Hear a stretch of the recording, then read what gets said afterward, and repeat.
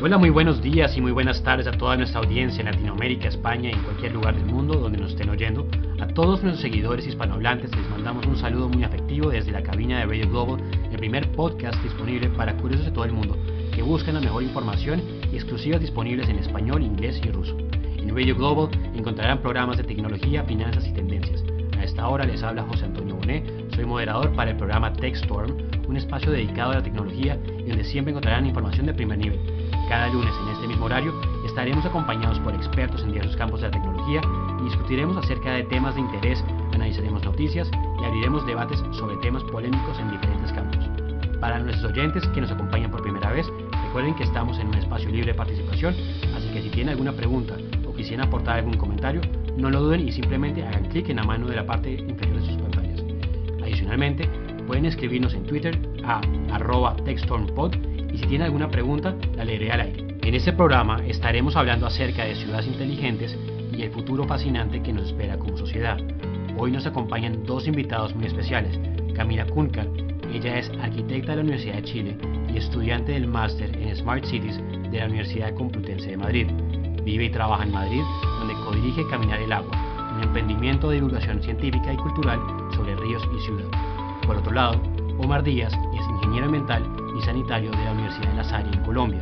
Es experto digital en la compañía Distrito Castellana Norte y también se desempeña como estudiante del máster Smart Cities de la Universidad Complutense de Madrid. Omar es fundador y director de la marca Beats of All Nations. Bueno, muchachos, antes de comenzar, Camila y Omar, muchas gracias por acompañarnos hoy. Nos encanta tener este tipo de invitados porque ustedes están participando en proyectos que están directamente relacionados con nuestro programa de hoy. Entonces será muy interesante escuchar sus experiencias y todo lo que tengan que contribuir en ese tema de ciudades inteligentes. Entonces quisiera comenzar el programa hablando un poco sobre qué son las ciudades inteligentes, pero basándonos en su experiencia y proyectos que actualmente están desarrollando. Entonces comencemos con Camila para que nos cuentes un poco de la importancia de tu proyecto que estás montando ahorita en Madrid y qué tecnologías utilizas para medir el impacto de la ciudadanía y el manejo de recursos como el agua. Hola José, primero muchas gracias por la invitación a esta entrevista tan interesante. Aquí intentaremos aportar lo máximo que se pueda. Primero que nada comentar un poco que el concepto de Smart Cities todavía es un concepto que está en construcción y por ende es muy revolucionario o muy... no hay un consenso fijo sobre lo que significa una Smart Cities, pero sí tiene que ver, por supuesto, con la aplicación de tecnología al desarrollo de las ciudades sostenibles y territorios sostenibles. Entonces, en ese sentido, mi proyecto, que tú bien lo dijiste, que se llama Caminar el Agua, es un proyecto de divulgación científica y cultural sobre el agua, sobre los ríos en concreto, que realizamos a través de, principalmente promovemos el movimiento, el conocimiento y la acción a través de principalmente rutas, tanto guiadas como descargas de mapas para salir a conocer el territorio, performance y actividades durante las rutas y también información digital abierta. Entonces, en ese sentido, la medición que hacemos es de la cantidad de descargas, de la participación a nuestras rutas, y tanto cualitativa como cuantitativamente a través de encuestas. Utilizamos los programas Survey de Argis, por ejemplo, Argis Pro. Por supuesto utilizamos Google Maps, que es el sistema hasta ahora hemos visto más sencillo para llegar a todo el mundo, principalmente mapas y encuestas, y con eso hemos podido medir que tiene una relevancia importante y que siempre que realizamos estas rutas siempre se nos agotan los cupos en la primera hora, o sea que hemos visto que hay una gran motivación de parte de las personas por descubrir este tipo de iniciativas y participar de ellas. Qué interesante. Bueno, Omar, cuéntanos también un poco sobre tu experiencia trabajando con Beats of All Nations. ¿Cómo está ligado este proyecto con la aspiración de una ciudad inteligente? Es decir, ¿cuáles datos están recogiendo para fomentar el turismo musical hacia las ciudades? Cuéntanos un poco sobre tu proyecto. Vale, hola José y a todo el mundo, muchas gracias por la invitación. Beats of All Nations es una marca que comencé hace llevamos 4 años. La comencé en Colombia y comenzó como una idea de narrar los territorios desde la música. Con el tiempo la idea se ha venido transformando y ahora nos enfocamos más que todo en turismo musical y curaduría musical.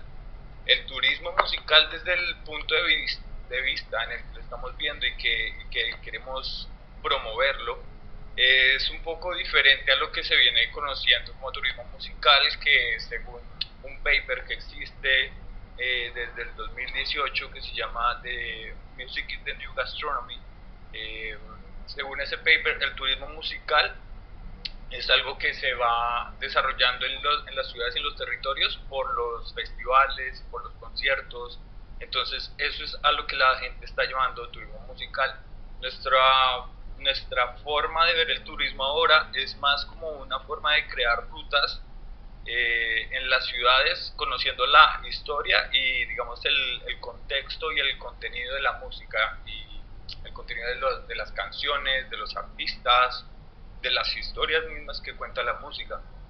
Entonces eso todavía es parte de mi estudio de la maestría, es parte de mi tesis, pero lo queremos desarrollar con sensores que estén desplegados a lo largo de los territorios y esos sensores conectados también con mapas digitales que la gente pueda acceder y pueda visitar. De hecho, fue una casualidad encontrarme con Camila en el máster porque en cierto punto ella se dedicaba a rutas con agua y yo quería hacer rutas con música. Entonces eso nos hizo hacer clic y comenzamos a desarrollar proyectos juntos. Interesante. Entonces, ustedes dos están viviendo en Madrid, ¿verdad? Sí, correcto. Genial. Bueno, ustedes me hicieron un comentario acerca de un proyecto que se llama Madrid Ciudad de Color. Y estuve mirando sobre todo lo que se está planificando en ese proyecto. Y pues la idea de reverdecer la ciudad utilizando entre otros pues, los jardines verticales y techos verdes. Entonces, me parece que es una oportunidad bien importante, sobre todo para una ciudad que es reconocida también por ser muy árida, si no estoy mal. Entonces, quisiera saber cuáles son esos costos-beneficios que se generan con ese tipo de implementos en las ciudades y cómo se está reverdeciendo la ciudad. Entonces, Camila, si me puedes explicar, por favor, tú, desde tu punto de vista. Sí, para entender un poco el contexto, como tú bien decías, Madrid es una ciudad bueno, muy urbanizada, es una capital muy urbanizada, está muy alta, es una de las capitales en Europa más altas, está como a 670 aproximadamente metros sobre el nivel del mar, por ende es una ciudad de clima, bueno, en la mitad de la península ibérica, por ende es una ciudad de clima mediterráneo, muy calurosa en verano, extremadamente calurosa, de hecho se ha transformado en muchos veranos en un problema de salud pública, y la isla de calor está claramente concentrada en el centro de la ciudad, ¿no? Donde prácticamente no hay, o sea, hay parques, de hecho hay parques muy grandes en la ciudad, pero no están conectados entre sí, y ese es el gran desafío de este proyecto que se llama Madrid Isla de Color, que es de, digamos, llenar de verde, ¿no es cierto?, la ciudad, pero lo que a mí me parece interesante es que es un verde que creo que el color verde está mal, o sea, en mi opinión está mal utilizada la palabra verde o bosque, porque lo que se intenta, y creo que en ese sentido es un proyecto positivo a mi juicio, es utilizar la vegetación existente, es decir, una vegetación mediterránea, para introducir en la ciudad de manera que esa vegetación resista al calor y a las condiciones climáticas, tanto al frío como al calor, de la ciudad de Madrid. Y allí también está integrado un proyecto que se llama Bosque Metropolitano, que por ende la palabra, el título a mí, en mi opinión, no es muy bueno porque remite un poco a la imagen de bosque, y lo que intenta ese proyecto, que está dentro de la Isla de Color, es conectar todos los parques periféricos de la ciudad y también sobre todo periféricos del anillo, digamos, de la M40, que es una de las autopistas que rodean su periferia a la ciudad. Entonces la idea es como reconectar todos esos parques que han quedado fragmentados por las distintas, digamos, infraestructuras grises de la ciudad, las ferrovías, bueno, por supuesto las autopistas, las calles. Entonces como conectar todo ese patrimonio natural con distintas sendas, pasarelas y otros elementos arquitectónicos. Uno de los principales beneficios, por supuesto, es que no haga tanto calor en la ciudad, ¿no? Que se refresque un poco la ciudad con esa estrategia. Y también, por ejemplo, ahora en Madrid y en Europa en general, la pérdida de biodiversidad está siendo uno de los grandes temas, porque justamente al estar estos parques desconectados, lo que tú haces es impedir que las especies transiten de un parque a otro. Entonces con esta reconexión se intenta buscar un fomento en la biodiversidad de la zona, bueno, integrar la naturaleza a la ciudad de manera que la ciudad no sea tan claustrofóbica, entre otras cosas. Sí, es muy interesante. Omar, ¿y cómo funciona, digamos, ahí en esa parte, la participación ciudadana? ¿Ahí qué rol tiene la gente en esa parte? ¿Tendrían que ser personas pues, muy activas o es más un tema donde, bueno, básicamente el gobierno dice, vamos a hacer esto, vamos a implementar ese tema, o es más una iniciativa privada? ¿Cómo funciona exactamente acá la parte de la ciudadanía? Bueno, pues sin duda los ciudadanos son, en este caso, las personas que más van a ser afectadas o más van a recibir beneficios por el proyecto. Entonces son uno de los elementos esenciales para poder diseñar y bueno y planear y ejecutar digamos en ese caso bosque metropolitano o el proyecto que estamos hablando. Entonces, las personas tienen, el ayuntamiento o el gobierno o la empresa privada tienen que desde el principio considerar y brindar las herramientas necesarias para que las personas puedan participar. Y una participación efectiva es que las personas digan qué opinan con respecto a un tema. Por ejemplo, no sé, vamos a construir una hectárea de bosque en esta zona, entonces los habitantes de la periferia tienen que decir qué opinan de eso, por qué no, por qué sí o tal.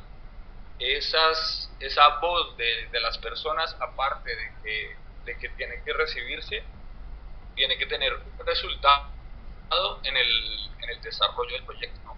Entonces, Claro. eso es una participación ciudadana efectiva, cuando escuchamos lo que se dice, pero también tenemos unos cambios en nuestros proyectos con respecto a lo que dice la gente.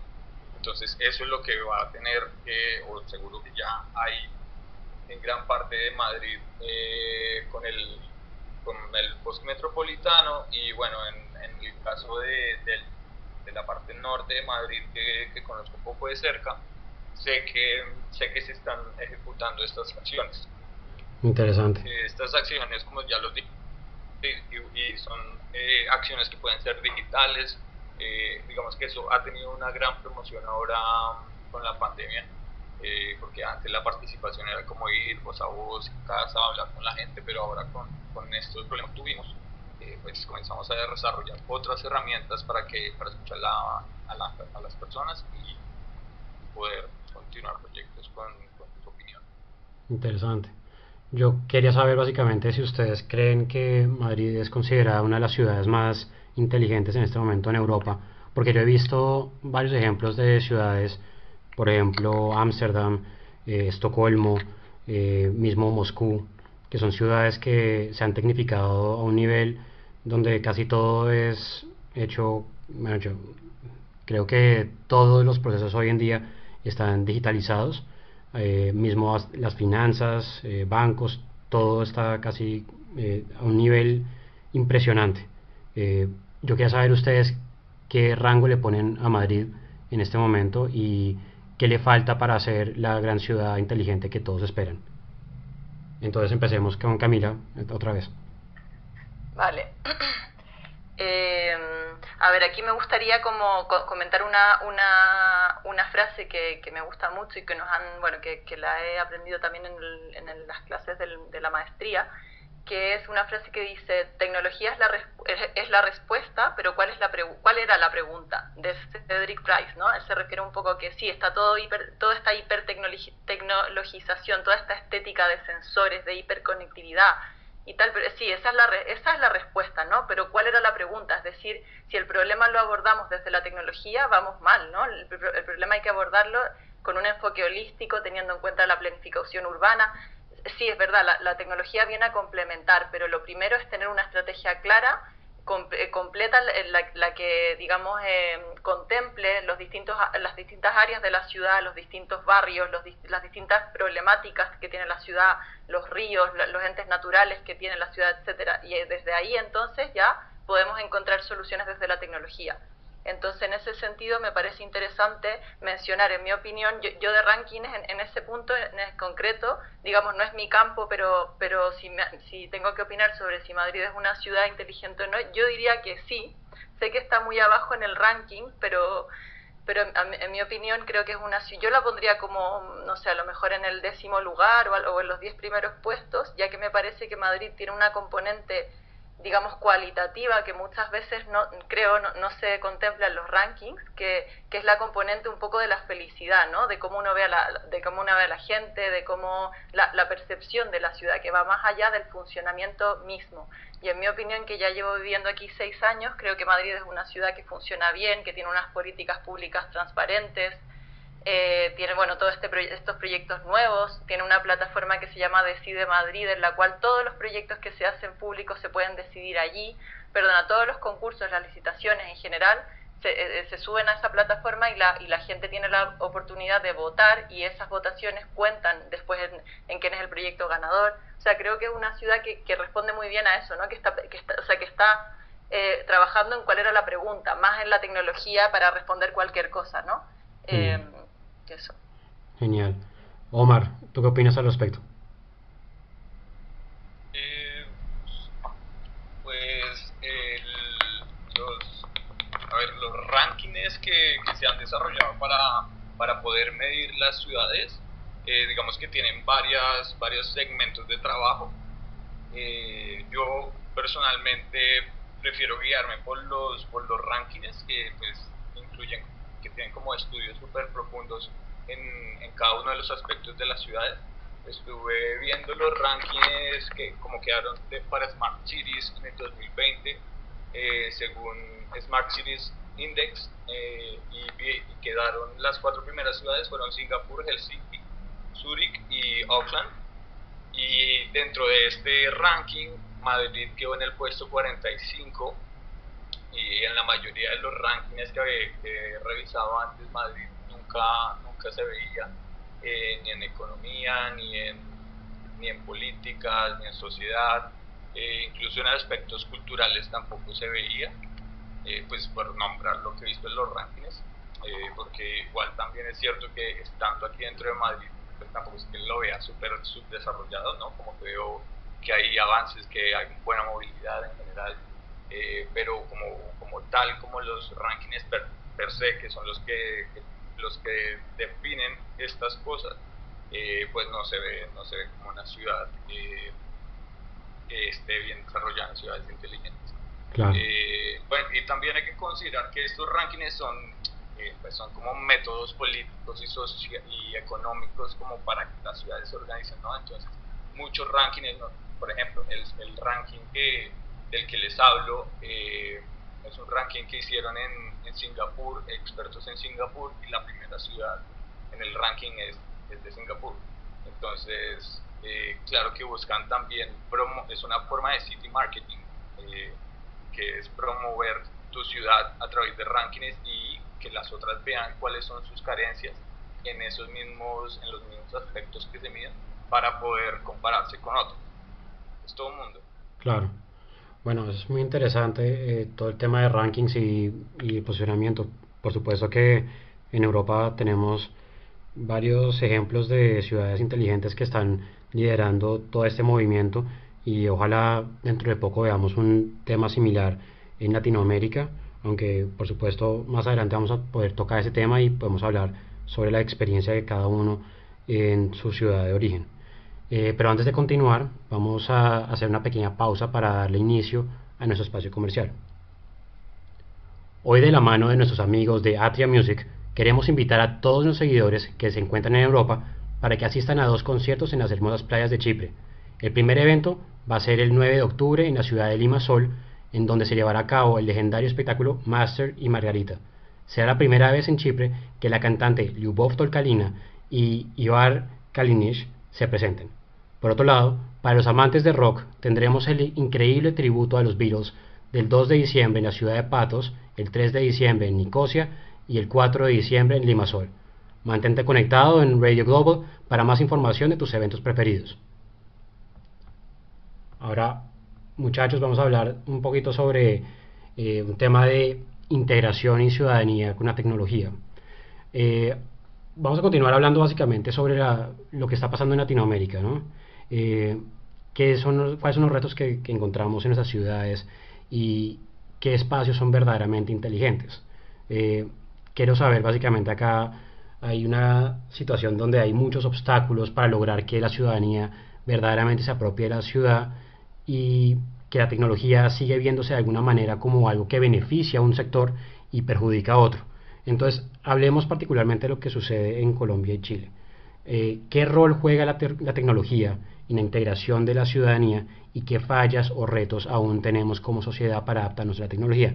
Acuérdense que hemos hablado antes de cómo aplicaciones como Uber, por ejemplo, han empezado a desplazar el gremio de los taxistas, o como Rappi también es una aplicación que ha empezado a pisarle los talones a los domiciliarios comunes. Entonces, quiero escuchar de parte de ustedes cuál es ese rol que tiene la tecnología y cómo se va integrando a la gente para que se den cuenta que estos son beneficios en realidad para la ciudad, o por el contrario son en realidad herramientas que están segregando a nuestra población. Entonces comencemos esta vez con Omar. Vale, pues en el caso de Colombia sí que se ha visto un montón que la gente ha comenzado desde que comenzaron a utilizarse estas aplicaciones para, digamos, la contratación de un conductor, hubo unas peleas tremendas, y creo que todavía en Uber no es legal en Colombia, si no estoy mal. El año pasado incluso creo que fue el año pasado o hace 2 años que fue permitido el uso de Uber y al poco tiempo se volvió a caer. No, la plataforma libre de uso, los taxistas y las personas que hacen Uber, hay peleas, o sea, peleas físicas, como que no, la tecnología, o sea, hay cosas que la gente no quiere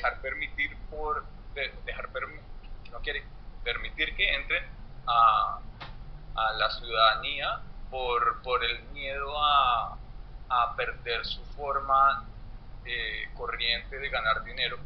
Entonces yo creo que hay cosas de educación que en Colombia nos hace muy difícil avanzar hacia ciertos puntos, como que no, las cosas nuevas siempre mucho, nos cuesta mucho entenderlas, nos cuesta mucho dejar que entre una nueva forma, una nueva economía. Entonces eso nos perjudica bastante. Aparte también con Rappi ha habido problemas, o sea, realmente todas estas plataformas de tecnología, hay muchas personas que no las entienden fácilmente, y como no las entienden, lo primero que se hace es batallar contra ellas y decir que eso no se puede. Sería mucho mejor cambiar el chip y decir, la tecnología está llegando, vamos a trabajar con ella, entendámosla, trabajemos juntos y hagámosle adelante. Pero eso no es lo que pasa. Claro. Bueno, Camil, quiero escuchar qué está pasando en este momento en Chile con respecto a estos temas.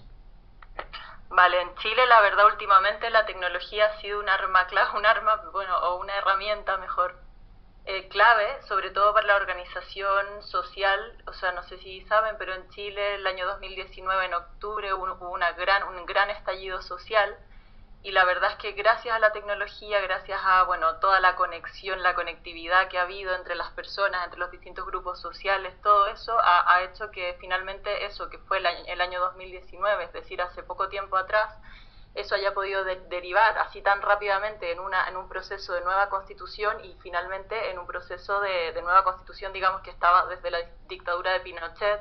Ya se ha votado para escribir una nueva constitución, se ha votado a favor de una nueva constitución, todo eso comenzando de unas manifestaciones, y todo eso, por supuesto, vinculado fuertemente al uso de la tecnología. Entonces, por una parte, eso ha sido algo súper positivo, y más que positivo, ha sido clave para poder llegar a todos estos procesos de gobernanza y procesos sociales, ¿no?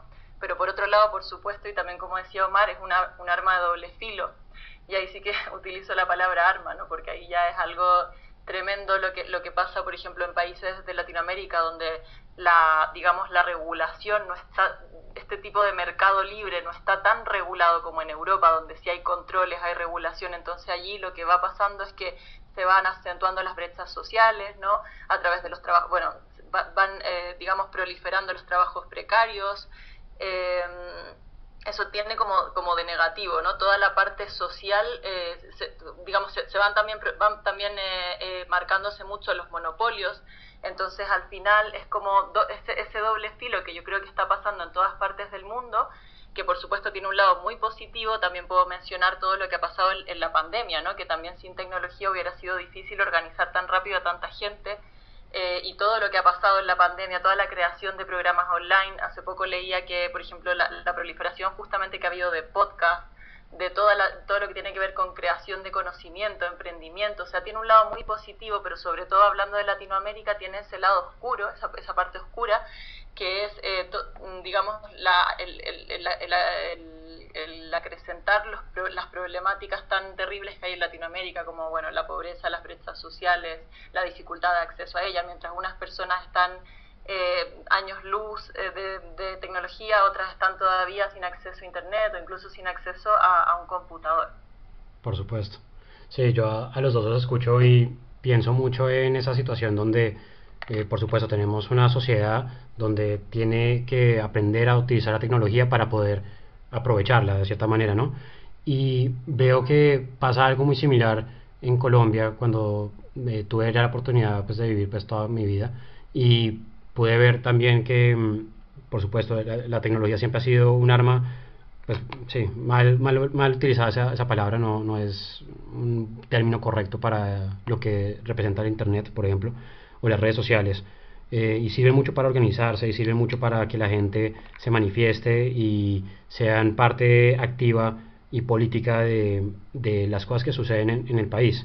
Sobre todo, por ejemplo, hemos visto cómo existen ciertas organizaciones que han empezado a manifestarse de cierta forma, donde, bueno, o por un lado buscan adeptos o buscan generar discordia.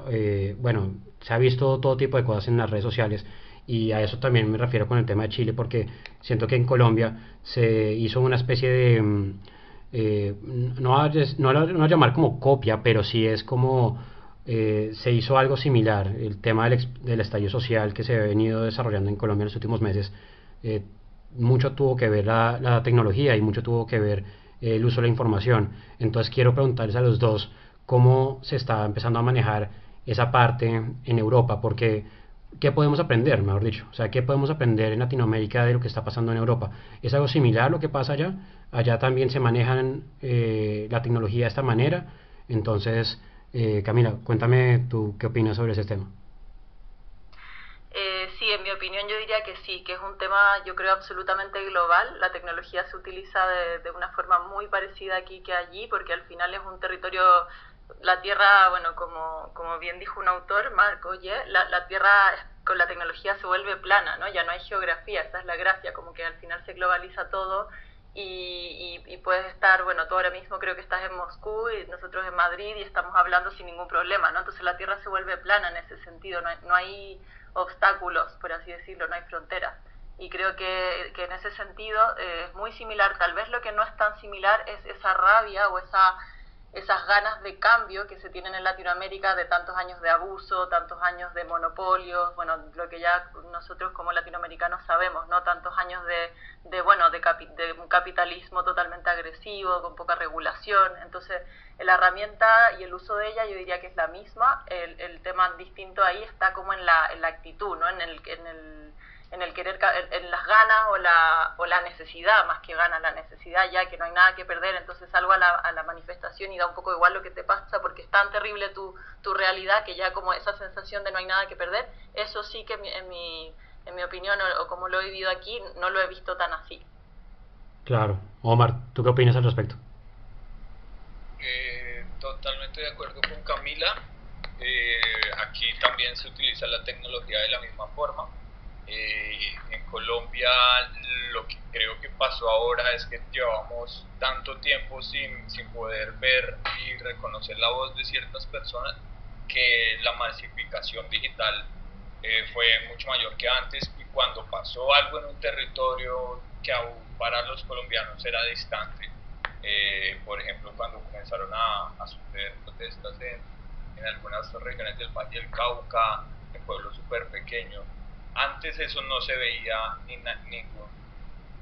ningún periódico, ninguna red de televisión iba a cubrir esas cosas. Ahora con subir estos videos a Instagram o Facebook, fue muy fácil conocer todas esas realidades de las personas y identificar que habían motivos para luchar desde esas bases. Antes no veíamos eso, y eso yo creo que fue lo que nos hizo, o lo que nos está haciendo no parar de luchar, ¿no? Porque es una lucha que sigue vigente, y de hecho mañana hay de nuevo protestas en Colombia, mañana que es el día de la independencia en Colombia. Mañana se espera que sea gigante esto, y la digitalización nos está ayudando un montón a conocer otras voces y a identificar quién tiene la razón y quién no, por quién no luchar. Eso aquí en Europa es diferente, porque aquí las necesidades son otras. Aquí se pelean por otras cosas. Siempre hay luchas de todas las poblaciones, yo creo, pero hay unas luchas más urgentes que otras. En Colombia hay unas luchas muy urgentes en este momento, y creo que hasta que no las atendamos, si algo suceda, no vamos a detenernos, ¿no? Porque yo tampoco me detengo desde mi digitalización. Claro que sí. No, y es muy importante entender que la digitalización es una parte clave en la participación ciudadana, y que en la medida en que estemos todos más conectados vamos a poder tener una voz propia y poder opinar sobre lo que sea que está pasando en nuestros países. En este tercer bloque queremos acercarnos a nuestros oyentes para que participen en este debate. Cuando hablamos acerca de ciudades inteligentes, entendemos que el núcleo de su existencia surge por la captación de datos, y ahí comienza un debate que gira en torno a la libertad de las personas. Entonces, si bien es cierto que las ciudades inteligentes están pensadas para mejorar la calidad de vida de las personas, también puede que se esté creando un monstruo, como lo planteaba George Orwell en su novela de 1984, en llamado Gran Hermano. Pero sobre todo, ahora que estamos en una pandemia, hemos visto cómo las ciudades han empezado a reaccionar con diferentes tecnologías. Por un lado están las cámaras que miden la temperatura de las personas, los sistemas de rastreo e identificación, la captación de datos de vacunados, las cámaras de limpieza instaladas en centros comerciales, entre otros, ¿no? En este punto considero que la participación ciudadana es clave, y que el sentir de las personas debe servir como un contrapeso para evitar un control excesivo de la población. Entonces, ante este problema, podemos decir que mientras más inteligente sea la ciudad, menos libertad tenemos. Entonces, Omar, ¿tú qué opinas sobre esa afirmación? No estoy de acuerdo. Yo creo que la libertad la tenemos siempre que decidamos tenerla, y podemos adquirirse. Todavía podemos seguir adquiriendo productos o servicios sin necesidad de darle nuestros datos a nada. Lo que pasa es que queremos hacer las cosas más sencillas, y estamos de acuerdo con que te doy mis datos a cambio de que me traigas un domicilio a mi casa. Pero el que no quiera hacerlo no tiene por qué. Yo puedo ir a comprar las cosas en donde el señor de la esquina, y no me va a pedir mis datos, y le puedo pagar con efectivo, y eso todavía puede pasar. Claro que se está minimizando esto, cada vez es más este juego de los puntos en la tarjeta, ¿no? Porque ya no, para mí esto ya no es una cuestión de tener dinero, sino de tener puntos imaginarios. No tienes puntos, no puedes comprar nada. Tienes puntos, compra lo que quieras. Bueno, este sistema de puntos que están manejando en China, creo.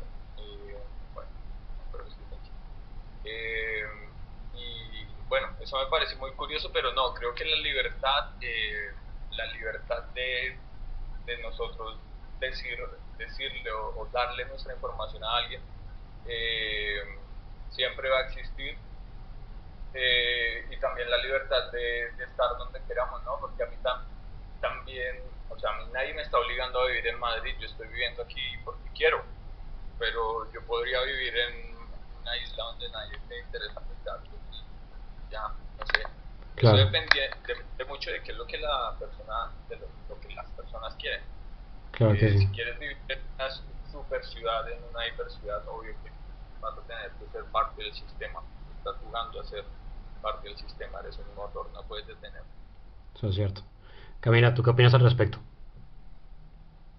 Yo opino un poco diferente, creo que sí estoy de acuerdo con lo que tú dices, o sea que sí que nos está haciendo cada vez este extremo control, digamos, no solamente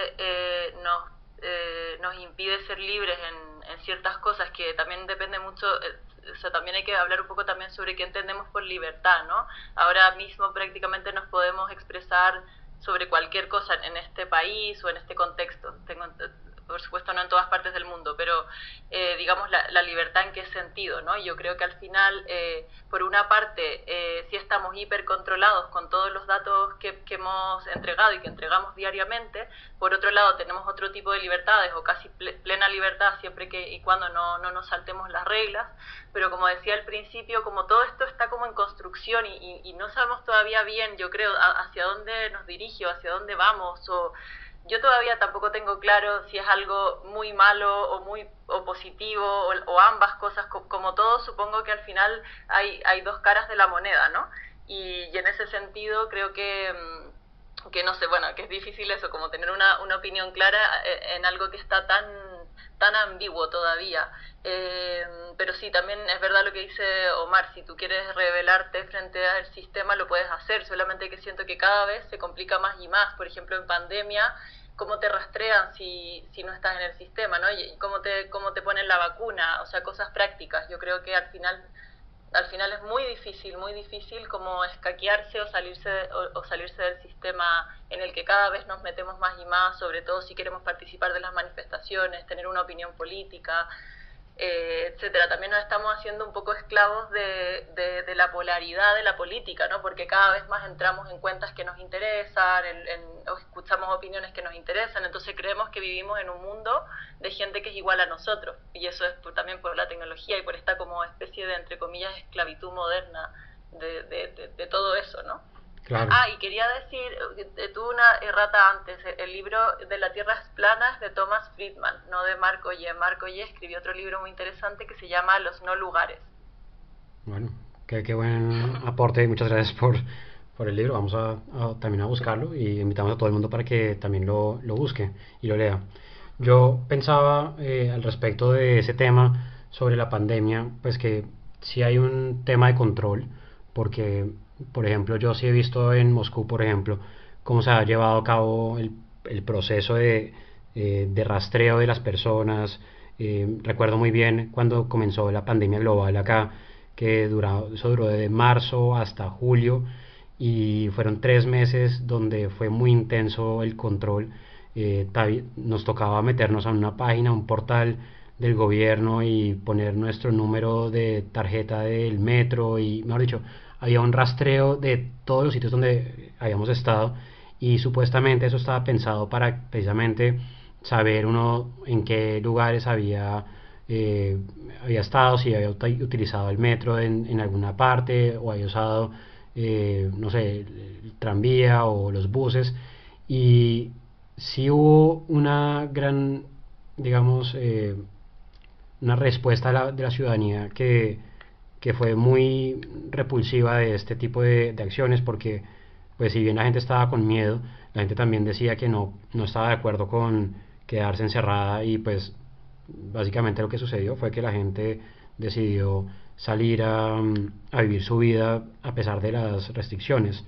Y aquí es donde yo veo que puede pasar algo similar y que viene pasando de hecho en Colombia, en Latinoamérica, en Chile, que los datos funcionan como herramientas de control, donde la gente cree pues básicamente lo que le dicen los medios de comunicación y por lo tanto la gente actúa como se le dice que tiene que actuar.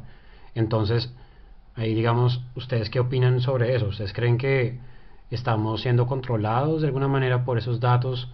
¿Creen que ese tipo no de datos, de ese tipo de noticias que nos están empezando a formar estereotipos, están formando segregación entre la gente, está empezando a generar polarización sobre vacunados y no vacunados? ¿Ustedes creen que eso es parte de una estrategia o creen que es parte más bien de cada quien que como lo interpreta? Omar, perdóname, ¿tú qué opinas sobre ese tema al respecto? Pues yo que influye y claro que se están leyendo los datos para, para manejar y controlar, ¿no?, la situación en cada uno de los gobiernos. De nada serviría tener datos si no hay alguien que los lea, los analice y decida cómo actuar con respecto a ellos. Entonces, el problema es quién está leyendo los datos y con qué criterios está analizando y aplicando esa información. No es lo mismo que una empresa privada con un objetivo totalmente comercial esté leyendo datos míos, no sé, mi banco o el supermercado donde meten mis datos y saben lo que compro. No es lo mismo esa lectura de datos, que de por sí ya pueden manejar y orientar de cierta forma su negocio, a la lectura de datos y al análisis de datos de parte del gobierno y de parte del Estado, ¿no? Existe una responsabilidad social desde el gobierno para ese desarrollo de las cosas del país con respecto a los datos. El problema es, y reitero, quién lo está haciendo y bajo qué criterios. Seguramente nos están orientando hacia cierto pensamiento y obvio, pues tenemos que estar pendientes de eso, de qué es lo que se promueve y sobre todo a través, como lo dice José, a través de los medios de comunicación, orientándonos a que hagamos lo que X o Y persona decidió y con los manejos de datos. Yo cuando comencé a ver estos datos ahorita en el máster, veía cómo era, pues me pareció increíble, igual como la lectura masiva de datos te daba en una frase una respuesta con la que ya puedes tomar una decisión. Entonces me parece que es un control, la gente que tiene esa lectura de datos tiene un poder inmenso. Por supuesto. Cami, ¿tú qué opinas al respecto?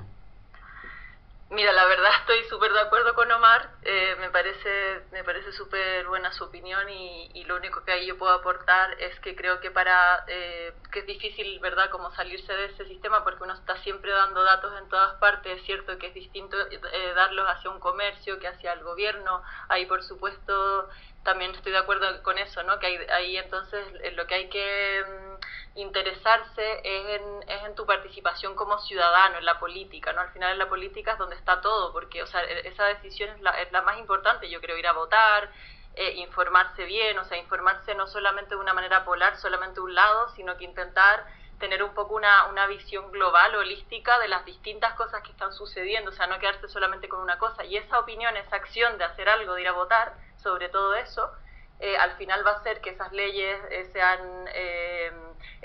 protejan más al ciudadano, digamos, como que creo que ahí está la cuestión, porque los datos los vamos a seguir dando. Ahora la cosa es qué se hace con ellos, y para ver qué se hace con ellos es importante que haya una legislación clara, si no, ahí sí que creo que nos iríamos a un lugar muy oscuro y creo que ahí es donde hay que atacar, ¿no? En informarse de una manera holística, tratar de todos los puntos de vista y ejercer el derecho ciudadano al final, ¿no?, que es el voto. Claro que sí. Muchachos, bueno, vamos a continuar con nuestra discusión. Básicamente vamos a ir a un último punto que quiero tocar, que es sobre las estrategias y soluciones que están ofreciendo las ciudades inteligentes. Y quiero regresar a sus proyectos. Quiero que ustedes nos cuenten un poquito cuáles son los retos grandes que representan las ciudades del futuro y más que nada enfocado al turismo.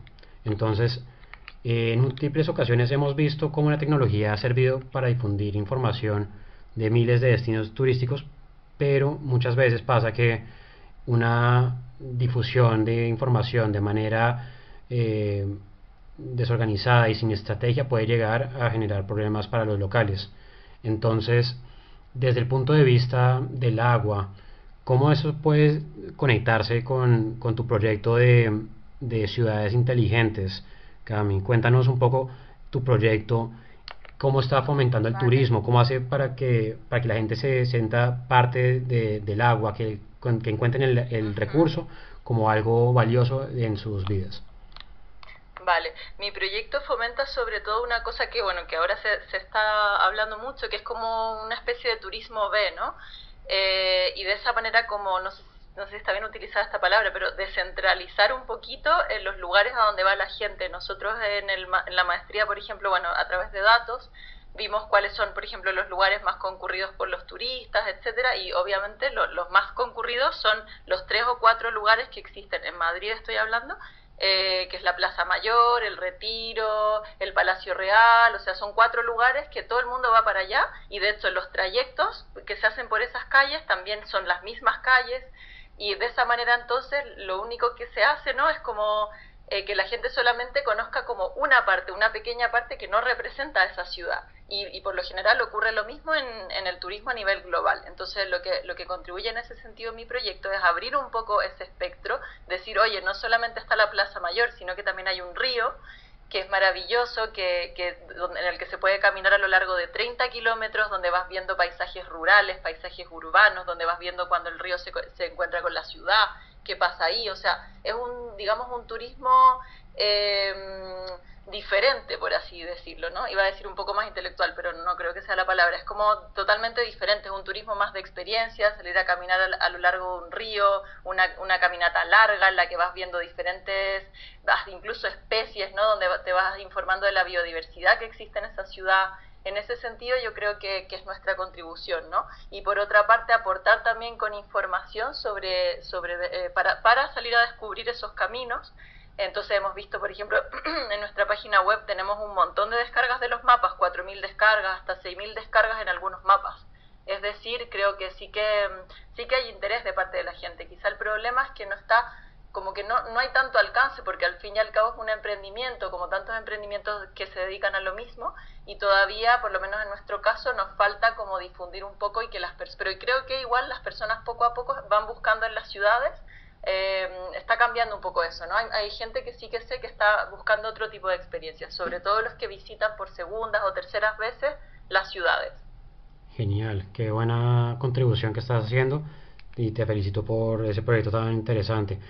Y Omar, Muchas gracias. cuéntanos Omar, también desde tu punto de vista, cómo la música está contribuyendo al turismo allá en Madrid. Bueno, pues igual me la pones difícil porque, a ver, yo llevo 9 meses en Madrid y esos 9 meses han sido pandemia, entonces el sector musical ha cambiado un montón desde la pandemia. Yo estaba trabajando a full cuando comenzó esto de la pandemia. Yo estaba en Cartagena trabajando con el Festival de Cine de Cartagena y con Beats of All Nations, y comenzó la pandemia en Europa y nuevo, o sea, el sector del turismo, de la música en Madrid relacionada con el turismo, no lo he visto en lo absoluto. Sí que hay un sector musical que se está abriendo ya hay algo de conciertos, pero yo creo que siguen siendo a muy pequeña escala. El sector, o sea, la relación que existe entre turismo y música, como con el concepto que se viene manejando, que es viajar a otros lugares para ir a un concierto o a un festival, eso no está pasando. El Mad Cool que iba a ser el año pasado no lo aplazaron para este año, y creo que para este año ya que tampoco, ya se empieza hasta el próximo año. Entonces ese concepto de turismo musical no está pasando nada. Y lo que yo quiero hacer es con miras a cuando las cosas comiencen a movilizarse más. No voy a decir eso de volver a la normalidad, que me parece totalmente ilógico. Cuando las cosas sigan cambiando y podamos generar reencuentros masivos, seguramente que se va a mover más. Ahora, yo como veo el proyecto y como veo la geolocalización musical, como les llamo también, que ahorita estamos creando, nos falta ahora como avanzar más sobre los territorios, conocerlos más, y creo que este producto de navegación de territorios se basa más que todo en la escucha profunda de la música. Ese es como nuestro plan. Te hago una pregunta ahí para complementar, porque quería profundizar un poquito con el tema de la captación de datos. Yo, por ejemplo, había visto que Spotify, por ejemplo, es una herramienta que permite captar pues muchos datos y que mismo utiliza unos algoritmos que permiten saber tú cómo te sientes y qué música es más adecuada para ti de acuerdo a tu forma de ser. Y creo que es una herramienta que les puede servir mucho a ustedes. No sé si la han utilizado y si la están utilizando, de qué manera la pueden empezar a aplicar. No sé si sea en Madrid o en Colombia, donde sea que estén montando ustedes su proyecto, para que nos expliques un poquito cuáles son los datos y que se utilizan y cómo se utilizan para que la gente empiece no sé, a buscar nuevos artistas, o si es para encontrar, no sé, música nueva, no sé, cuéntanos un poco sobre ese punto. Sí, Spotify tiene una de las bases de datos de música más costosas y más impresionantes del mundo que existía antes de ellos. Y lo que hacen es tener organizados por géneros, digamos que las grandes carpetas de su información son los géneros musicales. Entonces de ahí comienza, de cada género musical, digamos del rock salen varios géneros, ¿no? Sale el rock psicodélico, el rock alternativo, etc. Cada uno de esas carpetas también tiene artistas y cada artista tiene canciones. Entonces ahí ya vemos más o menos cómo es el árbol que ramifica desde un género hasta que tienes una canción. Ahora, si yo comienzo el algoritmo lo que hace es como un sí, no, es un árbol que sale de un sí y un no. A esta persona, a Juanito Pérez, le gusta el rock, digo no. Si yo soy una persona que he puesto que me gusta el rock, solo dándole un corazoncito a una canción, el algoritmo ya me manda para allá y ya me comienza a desencadenar en la nueva música que está llegando de rock. Entonces, bueno, así es como funciona. Es un algoritmo súper complejo y muy costoso. Sin embargo, yo obvio que lo que quiero usar, que quiero tener esas herramientas para comunicarme con el público. Claro. Pero No. pues vamos, es de los más costosos, que es muy complejo, que tiene un trabajo de ingeniería totalmente completo detrás. Entonces, pues Sí. eso es. No, genial, genial. Y Cami, una última pregunta sobre tu emprendimiento. Cuéntanos un poco qué estrategias están utilizando también para intervenir hábitats. Me ¿tiene alguna forma en la que ustedes apliquen, no sé, leyes internacionales que protejan el agua, o están utilizando alguna especie de reforestación? No sé, ¿cuál es la forma como se hace? Es decir, cuéntanos un poco si esa parte de reverdecer tiene que ver con, por ejemplo, campañas o sea, por ejemplo, antiplástico, o es más una campaña de ir de reverdecer los bosques, de plantar nuevos árboles. ¿Cómo funciona exactamente esa parte de reverdecer? Sí, mira, en el caso concreto de mi proyecto, justo antes de la pandemia, teníamos la idea de empezar con esa fase más de repoblaciones forestales, y ahí nos quedamos un poco parados porque claramente no se pudo hacer nada de eso, y vamos a trabajar con una fundación y vamos como a recién empezar con esa parte más de intervención. Así que por ahora en realidad el proyecto se trata más de divulgación de conocimiento, o sea, de tanto rutas, vamos caminando, y a lo largo de esas caminatas hacemos charlas, realizamos performance, conciertos, talleres de dibujo al aire libre. O sea, es como una ruta, imagínate una ruta larga por un río que va teniendo como distintos encuentros con distintas personas que te van contando como las distintas componentes que tiene un río, desde la geología, la arquitectura, la historia, la cultura, el arte. O sea, vas como aprendiendo sobre ese curso de agua a lo largo de distintas charlas de ese recorrido, pero también durante el recorrido algunas veces hemos hecho conciertos, talleres. Últimamente hicimos una ruta, por ejemplo, con coreografía lumínica, con un artista lumínico, y también estuvo Mar haciendo la fotografía de esa ruta, en la cual invitamos a la gente a caminar por el centro de Madrid. Madrid es una ciudad que antiguamente, antes de que fuera la ciudad, tenía muchos arroyos, ¿no? Muchos arroyos estacionales, y esos arroyos con el crecimiento de la ciudad se fueron soterrando y ahora los arroyos, en vez de arroyos, son calles, pero mucha gente no lo sabe. Entonces, para, digamos, revelar un poco esta situación, lo que hicimos fue invitar a la gente con linternas a iluminar esas calles por donde antiguamente pasaban arroyos, y con todo un trabajo de fotografía de larga exposición que resultó muy interesante, muy bonito, dimos a conocer ese patrimonio. Y ahora mismo, por ejemplo, estamos trabajando en un proyecto de podcast con una beca que nos adjudicamos del Ministerio de Ciencia y Tecnología, con la cual estamos grabando, o bueno, ya estamos ya en la fase final, los lanzamos en septiembre, pero son 4 episodios, una serie sobre el río Manzanares, en la cual cada episodio corresponde a una ruta. Entonces, además del el episodio se complementa con una ruta, con fotografías, o sea, un poco es un proyecto completo, pero sobre todo enfocado en audio, y en esas rutas vamos encontrándonos con expertos a los cuales vamos entrevistando, y así cada podcast, cada episodio cuenta un poco de qué se trata ese tramo del río, ¿no? Desde distintas perspectivas, pero por ahora estamos muy centrados en la divulgación más que en la intervención. Genial, qué buen aporte, y bueno, a los dos, qué buenas ideas. La verdad me parece que todo esto contribuye mucho a la participación de la ciudadanía, y que ayuda mucho a integrar a la gente, a hacer nuevas cosas que permitan que la gente viva mejor. Entonces, bueno, antes de darles el cierre a nuestro programa, quiero invitar a toda nuestra audiencia para que, si tienen alguna pregunta o quieren hacer algún comentario, que lo hagan. Estamos esperando también que tengan algún tipo de participación con nosotros, si lo quieren hacer ya sea por acá, entrando al programa, o si lo desean hacer también por Twitter. Recuerden que lo pueden hacer también por ahí en nuestra cuenta de TechStorm Pod.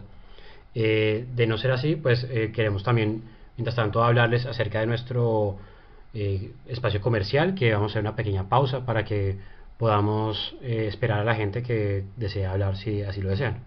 Entonces, hoy, de la mano de nuestros amigos de Atria Music, queremos invitar a todos nuestros seguidores a que se encuentren en Europa para que asistan a dos conciertos de las hermosas playas de Chipre. El primer evento va a ser el 9 de octubre en la ciudad de Limassol, en donde se llevará a cabo el legendario espectáculo Master y Margarita. Será la primera vez en Chipre que la cantante Lyubov Tolkalina y Ivar Kalinic se presenten. Por otro lado, para los amantes del rock, tendremos un tributo especial de The Beatles, que va a ser el próximo 2 de diciembre en la ciudad de Pathos, el 3 de diciembre en Nicosia y el 4 de diciembre en Limassol. Entonces, mantente conectado en Radio Global para que escuches toda la información sobre tus eventos preferidos, y esperamos verte pronto por allá. Si no estamos ahora con mucho tiempo, creo que podemos empezar a dar cierre a nuestro programa. Entonces, muchachos, les voy a regalar unos últimos minutos para que se dirijan a nuestra audiencia y básicamente les digan dónde los pueden contactar, cuáles son sus redes sociales, y por supuesto, si quieren promocionar nuevamente su proyecto, para que lo hagan, y este sería su espacio. Entonces, Omar, ¿quieres comenzar tú? Claro que sí. Bueno, pues antes que nada, muchas gracias a todos los que estuvieron ahí pendientes, escuchando algo de nuestro conocimiento de ciudades inteligentes. Yo obviamente quiero invitarlos a que entren a las redes de Bits of All Nations, una marca que comenzamos como con este ánimo de unir a las personas a través de la música, y digamos que a partir de eso estamos buscando crear estas experiencias y crear un turismo y una forma diferente de navegar los territorios, y también de beneficiar otro espacio de la sociedad, dirigiéndonos especialmente a los músicos y a las personas que se encuentran como en el centro económico de los países. Entonces los invito a que vean nuestro contenido en Bits of All Nations, vean nuestras fotos, nuestros videos. Hemos hecho documentales también con artistas. En nuestra website pueden ver algunos de nuestros eventos. Y nada, también si quieren ver un poco de mi trabajo como fotógrafo, pueden entrar a mi página web omdias.com, o me pueden seguir en el Instagram Oreja Caliente. Eso es todo. Muchas gracias, José, por la invitación, y gracias, Camila. Gracias, Omar. Cami, tu turno. Sí, También muchísimas gracias a los que nos estuvieron escuchando. Espero que les haya resultado interesante el programa y lo que hemos dicho y lo que hemos conversado y dialogado con José y Omar. Por mi parte, bueno, de mi página web, la página web de mi emprendimiento es caminarelagua.com. Es un proyecto, como ya comenté, de divulgación científica y cultural sobre los ríos. En esa página web pueden encontrar información y recursos para caminar por las rutas por los ríos del mundo, principalmente los españoles, aunque seguimos creciendo a fomentar el conocimiento en los ríos de otras partes del mundo, y también allí pueden estar atentos a todas las convocatorias que hacemos a lo largo del año a nuestras rutas, que hay que estar muy atentos porque los cupos, las plazas son poquitas y se van muy rápido, son gratuitas y son muy interesantes, ya que es una manera de descubrir la ciudad totalmente diferente, en la que descubres en tu propio lugar, en tu propia ciudad, en tu propio territorio, cosas que nunca habías visto, y de alguna manera te va haciendo sentido, ¿no?, cómo se conecta la naturaleza con la ciudad, los ríos con la ciudad, y los retos que tenemos tanto como ciudadanos, como políticos, como cualquier ente de la ciudad. Y por último, que estén muy atentos en septiembre, que estrenamos nuestra serie de 4 podcasts sobre el río Manzanares con entrevistas a expertos. Las redes sociales del proyecto son @caminarelagua. Así que nada, tanto en Twitter como en Instagram, y también estamos en LinkedIn y en Facebook, todo con Caminar el Agua. Perfecto, bueno, estaremos muy pendientes de los 2 proyectos. Bueno, nada, Camila y Omar, mil gracias nuevamente. Queremos darles las gracias y mandarles un abrazo a la distancia. Fue un gran aporte y un tiempo, la verdad, súper interesante. Creo que todos los que estamos en este momento en el programa nos llevamos una muy buena imagen de lo que están haciendo ustedes. A quienes les gustó este programa, les informamos que la próxima semana estaremos hablando acerca de influenciadores y el poder de las redes sociales. Va a ser un programa muy divertido e informativo, así que no se lo pierdan. Muchas gracias a todos por oírnos durante esta hora en nuestro programa de tecnología TechStorm para nuestra emisora Radio Global. No olviden suscribirse en nuestras redes sociales en @Radio Global Official. Les habló José Antonio Bonet. Mucha suerte, sigan curiosos y sigan acompañando este proyecto. Chao, chao.